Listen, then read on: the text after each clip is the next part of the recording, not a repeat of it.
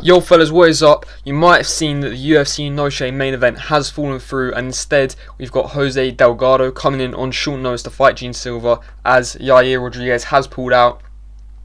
And I thought I need to come in and just give my opinion on this, because, you know, that's what all you guys have been wanting. That's what the YouTube has been wanting. The YouTube has been wanting my opinion. The world has been wanting my opinion on this, definitely. So we're going to talk about this. We're going to a little bit rant about Yair Rodriguez and how he does nothing. Because what does Yair Rodriguez do in the what does he do in the company? What does he do in the UFC? He does actually fuck all. So we're going to talk about that a little bit. Also, we're going to talk about how much of a downgrade this main event is now. And so let's get into it. So the UFC has not officially announced, but it's pretty clear that Delgado is coming in on short notice to fight Gene Silva on the UFC Noche card on September 12th on 3.5 weeks notice. It's 20th of August today as of recording.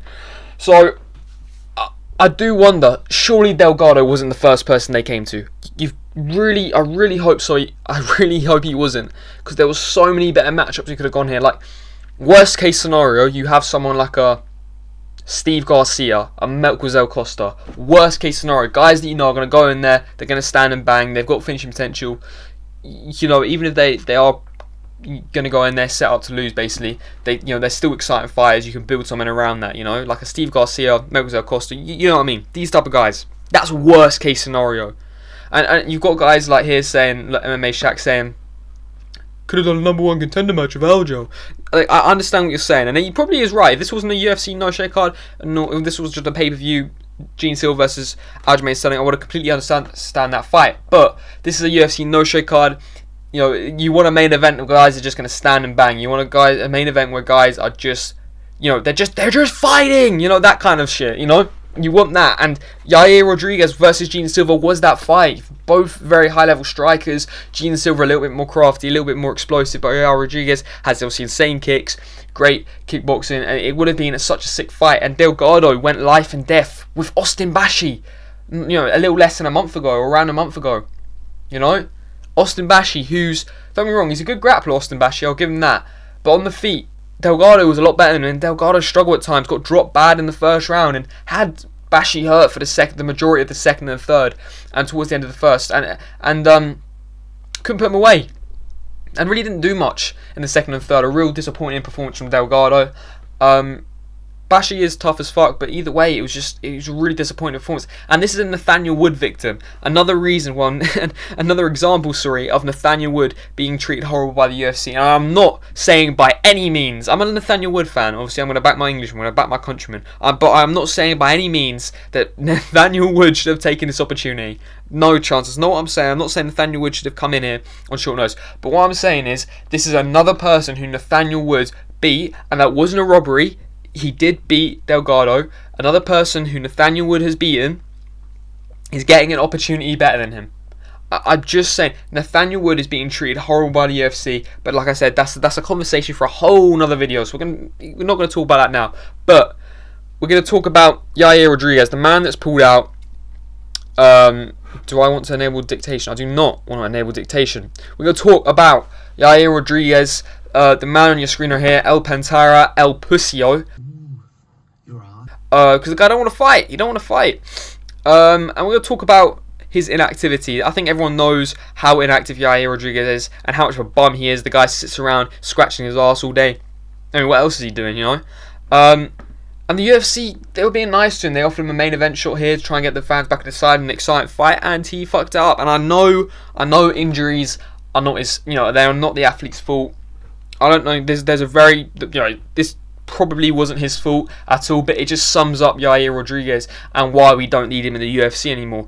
Do we need him? I don't think so. But if we look here, when he had his title shot against Volkan, he got finished in the third round. That was July 8th, 2023. And also, as of today, the 20th of August, 2026, the time we're recording, he has had 2 fights in 3 years and 1 month. So let's just call it 3 years and stop. In 3 years, he's had 2 fights as a top 5 featherweight. And he's been in the top 5 that entire time. Oh, is that a joke? Is that a joke? And even before this, we could talk about some Dana White privilege here. He got to put up a stupid interim belt that should have never been part of. It only got part because Volkan moved up to fighting Makhachev, but immediately came back down and fought Rodriguez for the belt anyway. So was there a need for an interim belt? No, but they had an interim belt anyway for Yair Rodriguez and Josh Emmett to fight for. It was stupid, but Dana White privilege, you know?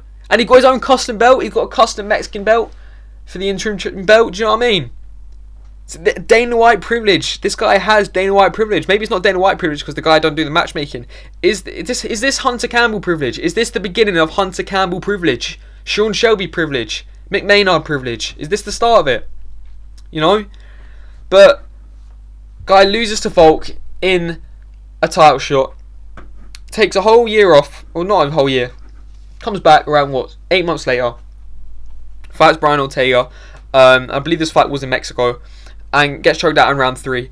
But understandable taking a bit of time off. Obviously, you get finished in a title fight. Maybe you regroup yourself, train harder, and come back into a big contender fight, which he did against Brian Ortega. Brian Ortega beat him. Now, he decides after this to take another whole year off, comes back and fights Pitbull in Pitbull's UFC debut. But this is an old man Pitbull. I've talked about old man Pitbull. This is an old man Pitbull in the UFC, you know? He fights Pitbull, takes Pitbull to a decision. Something that Aaron Pico has done. Something that Doo Ho Choi might do. Doo Ho Choi might even finish him when they fight. There is a good chance Doo Ho Choi finishes Pitbull, because Doo Ho Choi's got more variation in the striking in the boxing than Aaron Pico. And I think Doo Ho Choi's better than Aaron Pico. But yeah, like this is not an impressive win. This is a bog standard win. It's actually quite embarrassing in a way. Actually, maybe I'm getting a bit harsh. No, it is, because you are a number 4 contender in the featherweight division. You are a guy who has fought for a title. You are a former interim champion, if we have to call you that.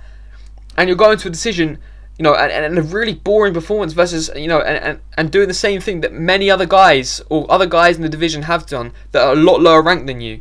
So that tells me you are on the same level as the guys coming through at the back end of the rankings. Yet you're still in the top 5. Why are you in the top 5 still? It's a joke. The guys had 2 fights in 3 years, beating up old man Pitbull and losing to Ortega, and it's literally been a year and 4 months since that fight, and we only got this news 2 weeks ago and he's already out of the fight. I mean, like I said, injuries are not his fault probably. I mean, it could be it's Yair Rodriguez. He could have done something to purposely get out of this fight because he wants a title shot, which is another thing about Rodriguez. Why was he calling for a title shot after beating Pitbull? You know, you don't get me wrong. You have matchmaker privilege, but you do not have that that kind of matchmaker privilege. But we go back and talk about the new main event.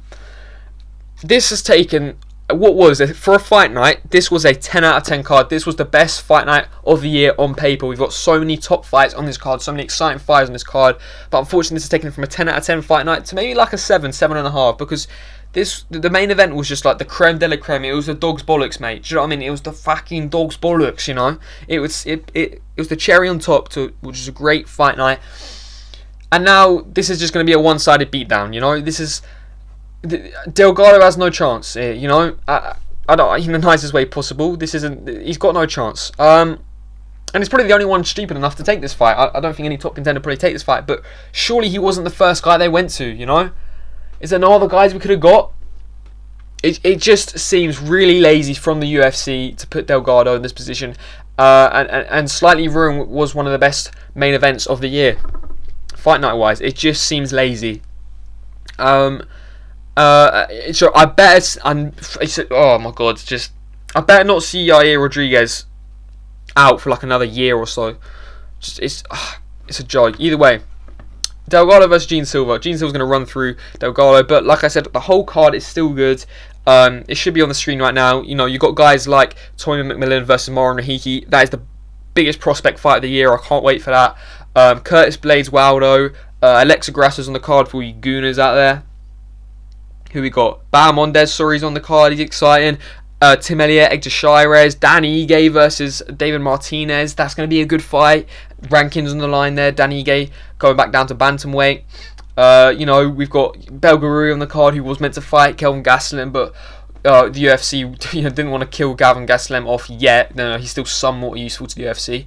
Maybe a couple fights down the line they'll give him Belgaruri, but you know, it's a good card still. It's great for a fight night, and especially some of the slop we're getting served up recently. It's something to look forward to. But my excitement for this card has slightly been ruined by this, and I just think it's lazy matchmaking by the UFC. I would have liked to see, Kevin Vallejos. I know potentially he's been booked for the end of the year, but Kevin Vallejos, a Lerone Murphy, not an Aljamain Sterling because it'd be boring. And it just seems like they were so desperate to get a Mexican or ethnically Mexican or a Mexican fighter on this card. Obviously, I understand it's a UFC Noche card. That's why they're Yair Rodriguez, Mexican theme card, Mexican fighter. But at that point, when that fight pulls out, you should not be willing to go quite outside the rankings to a guy who has previous losses in the UFC and didn't have a great last performance and put him into a main event just because he's from a Mexican background. I'm guessing Delgado's from a Mexican background or a Latin America background. You know what I mean? I don't understand the need to do this. We've got plenty of Mexican and Spanish speaking fighters on the card for the Noche fans. We could still have a sick main event that you don't need one of these fighters in the main event. You could have easily chucked in a Lerone Murphy, chucked in a Kevin Vallejos, and I know they've already fought, and people are saying, wait until that's a championship level fight. No, just chuck Kevin Vallejos in there. I know these guys probably didn't want to take the fight, but you don't take risks like this, you never get anywhere in your career. Well, am I saying that like I'm a double champ or something in the UFC? I've done fuck all my life, but you know what I mean? It's true though. Like, you see some of like the biggest success stories in the UFC or some of the biggest upsets in UFC history. It's all because they took the risk. They took the risk on short notice. They took a risk in a fight that everyone told them not to take. Could we not have a moment like that? I don't know. Maybe I'm getting ahead of myself, but that's just how I feel. And it's just, at the end of the day, it just ruins a main event. But don't get me wrong, I'm still going to be looking forward to this card. We just need to get rid of this guy, because what does he do? He does fuck all, I'll tell you that. That's what he does. He does fuck all. Yeah, it just pisses me off, man. It pisses me off. But again, like I said, great card. We've got some other good cards to look forward to. UFC 332, yeah, UFC 332, whatever you want to call it, should be announced soon. It better not be a Valentina Shevchenko main event. If it is, that might be the final straw. It really might be. Let's just hope that's not. Let's hope for some positive fight news coming out soon for UFC 332 that cheers me up over this fight being ruined. But either way, boys, thank you for watching. Stay tuned for more videos coming this week. And I'll see you in the next one, boys. Like, subscribe, comment. Peace.